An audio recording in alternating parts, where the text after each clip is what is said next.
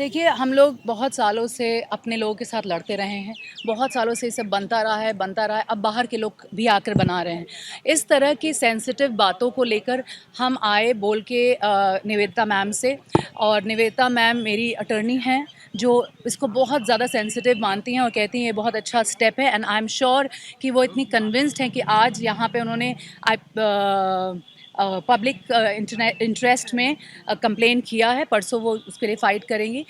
बात ये है कि विमेन सिक्योरिटी के ऊपर आ गई है ये बातें, ये सारी चीज़ें, ये से गाने लोगों को पुश करते हैं कि आप कुछ भी कर सकते हैं, कह सकते हैं, लड़कियों को, वुमेन को, उनके बॉडी पे, उनके उस पे गाने बजते रहते हैं, और हम लोग इसको इतना नॉर्मलाइज कर दिए हैं कि उनको लगता ही नहीं कि गलत है।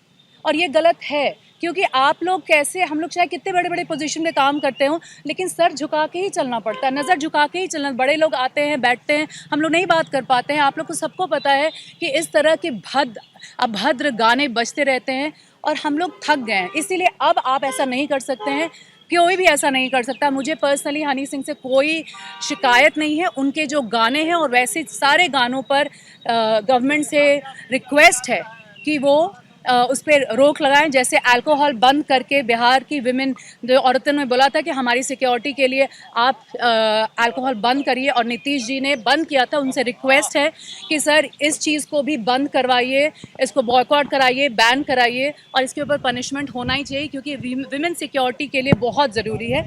निवेदिता मैम, आपका लीगली क्या कहना है इसके बारे में? देखिए, हम लोगों ने जो पब्लिक इंटरेस्ट लिटिगेशन फाइल किया है ऑनरेबल पटना हाई कोर्ट में, सिमिलरली अभी ऑनरेबल सुप्रीम कोर्ट में वो सिमिलर इश्यूज चल रहा है। उसमें रणवीर इलाहाबादी का मैटर आया है। वो गाने से संबंध नहीं रखता है, पर वहाँ भी गलत स्टेटमेंट्स का यूज़ होता है for the purposes of entertainment. उसमें ऑनरेबल सुप्रीम कोर्ट ने अटॉर्नी जनरल को कहा है कि गवर्नमेंट से वो रूल्स फ्रेम कराएं, वो इसको किस तरीके से रोक सकते हैं, और भी बहुत सारे गाइडलाइंस हैं। हम लोग आशा करते हैं कि जब परसों ये मैटर जो आज हम लोगों ने फाइल किया है, वो परसों सुनवाई होगी प्रायोरिटी बेसिस पे।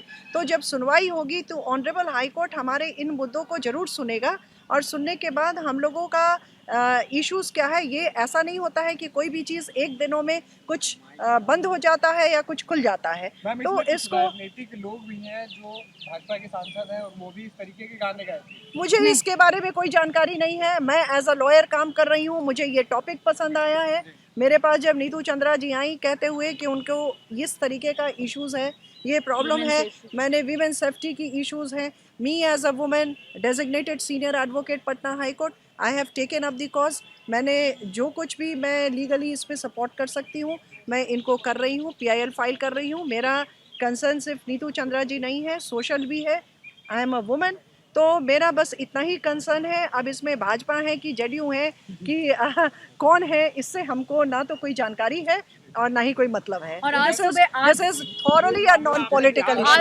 एक मिनट, आज सुबह हम DGP मिस्टर विनय जी से मिलके आए, पीछे कर लीजिए थोड़ा सा, एक मिनट। आज सुबह DGP मिस्टर विनय कुमार से हम मिलके आए और उन्होंने कहा है कि ये बहुत अच्छा इनिशिएटिव है और इसको आगे बढ़ाओ, क्योंकि तुमने इस पर केस किया है, किसी को तो आवाज़ उठानी थी, तो हम उठाए एज अ बिहार की बेटी, और पूरी पुलिस बिहार की हमारे साथ है।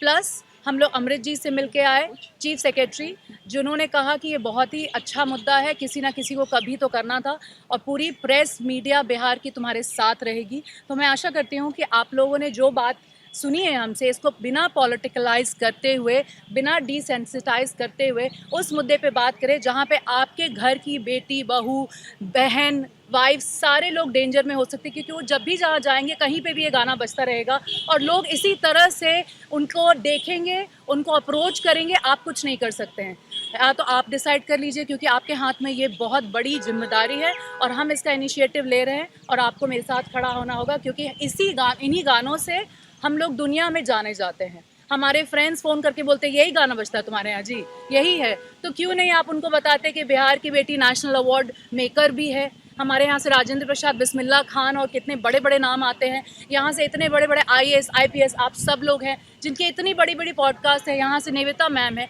इन सब के ऊपर फिल्म बन सकती है। जहाँ कुछ ख़राब होता है सब लोग शुरू हो जाते हैं, लेकिन आज बाहर से लोग आके हमारे भाषा को और हमारी औरतों को इतने ख़राब से दिखा रहे हैं, तो अब नहीं बोलेंगे तो कब बोलेंगे? मैम गवर्नमेंट अगर इस पे एक्शन नहीं लेती है तो अगली बार आपकी मतलब अगला एक्शन क्या होगा? सो जैसा कि मैंने आपसे कहा कि चीफ सेक्रेटरी अमृत जी ने बोला है ये बात कि गवर्नमेंट इस पे एक्शन लेगी और आप हमें ये लिखित तौर पे दीजिए।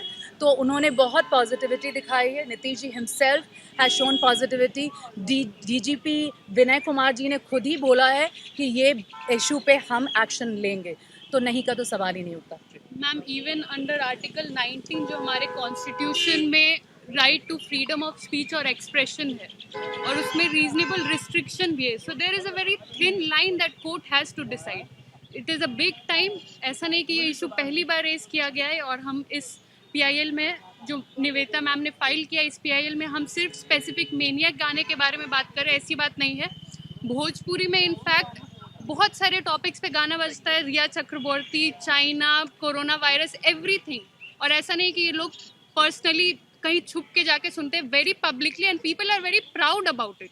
That is very shameful for us and that's what we want to stop with this PIL। और एक और जो बहुत ज़रूरी चीज़ है कि आप लोग को इस बात का एहसास नहीं होता है कि छोटे छोटे बच्चे जो स्कूल में नेक्स्ट जनरेशन के बच्चे बन रहे हैं, उनको शायद इसका मतलब मालूम भी नहीं है, लेकिन वो रील्स बना रहे हैं, वो they are putting it out there, उनको मतलब भी नहीं मालूम है। और वो जो छोटी छोटी लड़कियां जिनके सेल्फ कॉन्फिडेंस जा रही है, वो बड़ी नहीं हो पा रही हैं, सर झुका के चलती हैं, सर उठा नहीं पा रही हैं, उनको पता नहीं उनकी पर्सनालिटी कैसे ग्रूम हो रही है, डर डर के जी रही हैं बड़ी हो। तो आप next generation, you are product of your society. ये क्या सोसाइटी बना रहे हैं आप कि दूसरी जनरेशन क्या करे, किस तरीके से। तो आप लड़का हो या लड़की हो, हर तरीके से ये इफेक्टेड हैं। अगर आपका ये कंसर्न नहीं है तो पता नहीं क्या कंसर्न हो सकता है, क्योंकि आपके सबके घर में बच्चे हैं जो कहीं ना कहीं जा रहे हैं। आप हमेशा 2400 घंटा तो नहीं रहते उनके साथ, लेकिन ये गाने कभी भी कहीं भी बज जाते हैं।